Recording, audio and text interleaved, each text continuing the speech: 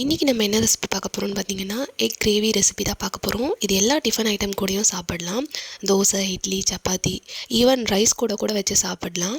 இந்த ரெசிபி எல்லா சின்ன பசங்களுக்கும் அண்ட் எல்லாருக்குமே பிடிக்கும். அண்ட் வீட்டில் இதை கண்டிப்பாக ட்ரை பண்ணி பாருங்கள். இப்போ நம்ம இது எப்படி பண்ணலான்றதை பார்க்கலாம்.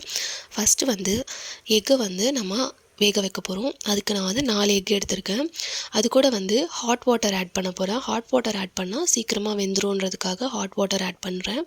கெட்டில் ஆல்ரெடி ஹாட் வாட்டர் போட்டு வச்சுருந்தேன். அது கூட 1 டீஸ்பூன் சால்ட்டும் கொஞ்சமாக எண்ணெயும் ஆட் பண்ணி இதை நல்லா கொதிக்க விட்டுக்கிறேன் ஒரு 15 நிமிஷத்துக்கு. நெக்ஸ்ட்டு ஒரு ஜார் எடுத்துக்கோங்க. ஜாரில் ஆனியன் ஆட் பண்ணிக்கோங்க. ஆனியன் 1 கப் ஆனியன், அது கூட ஜிஞ்சர் கார்லிக் ஆட் பண்ணிக்கோங்க. பேஸ்ட் இருந்தால் 1 டீஸ்பூன் ஆட் பண்ணிக்கோங்க. இப்போ இதை நல்ல ஒரு பேஸ்ட்டாக அரைச்சி எடுத்துப்போம். இப்போ இது நல்ல ஒரு பேஸ்ட்டாக நல்லா ஸ்மூத்தாக சூப்பராக அரைச்சி எடுத்தாச்சு. இந்த மாதிரி அரைச்சி எடுக்கணும், அப்போ தான் கரெக்டாக இருக்கும். இப்போ ஒரு கடாயை ஹீட் பண்ணி அதில் 2 டேபிள் ஸ்பூன் ஆயில் ஆட் பண்ணிக்கோங்க. அது கூட 1 டீஸ்பூன் மஸ்டர்ட் ஆட் பண்ணிக்கோங்க.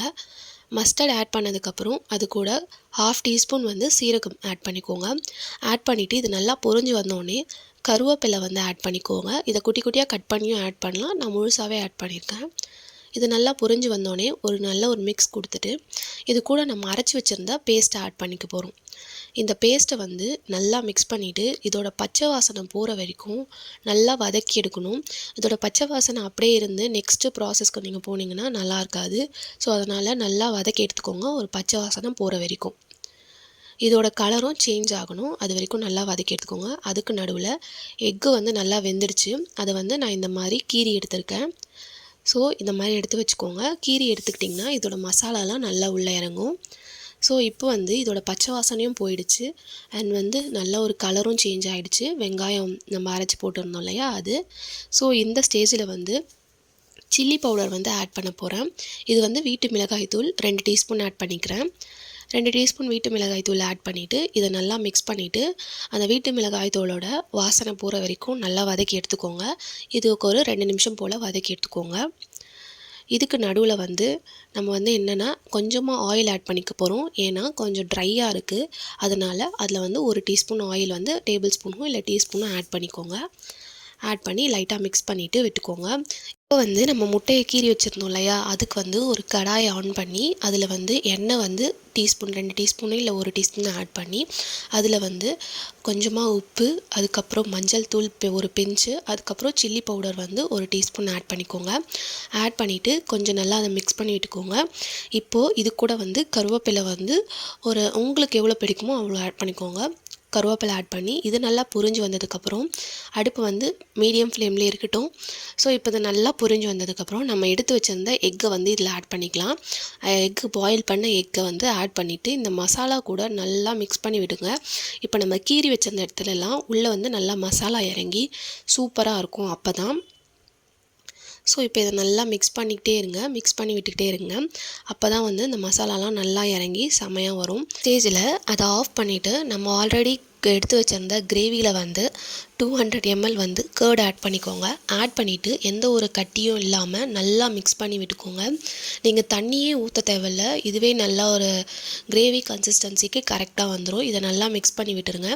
இப்போ நம்ம ஆல்ரெடி போட்டு வச்சிருந்த முட்டையில் லைட்டாக மிளகுத்தூள், அதுக்கப்புறம் கரம் மசாலா இதை ஹாஃப் ஃப்ளேம்லேயே பண்ணலாம்.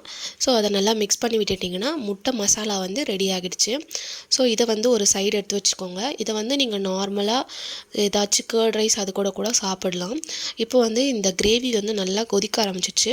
இப்போ நம்ம எடுத்து வச்ச இந்த முட்டை மசாலாவை நம்ம இதில் ஆட் பண்ணிக்க போகிறோம். ஆட் பண்ணிவிட்டு இதை நல்லா மிக்ஸ் பண்ணி விட்டுக்கோங்க. ஆல்ரெடி நமக்கு அந்த கடாயில் முட்டை மசாலா போட்டு வச்சுருந்தோம் இல்லையா, அதில் மசாலாலாம் அப்படியே இருக்குது. ஸோ அதையும் அப்படியே ஆட் பண்ணிக்கோங்க.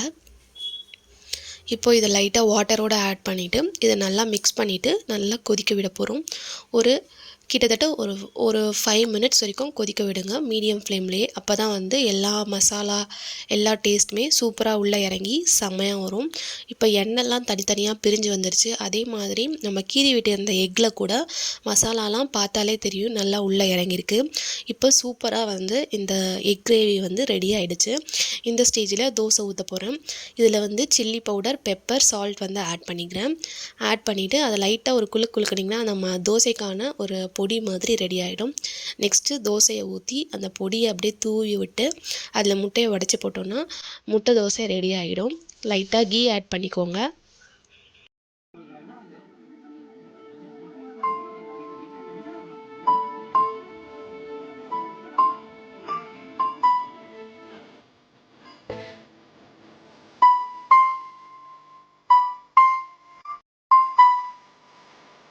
அதுதான் சூப்பரான முட்டை தோசையும் அது கூட செம்மையான எக் கிரேவியும் ரெண்டுமே செம்மையாக ரெடி ஆகிடுச்சு.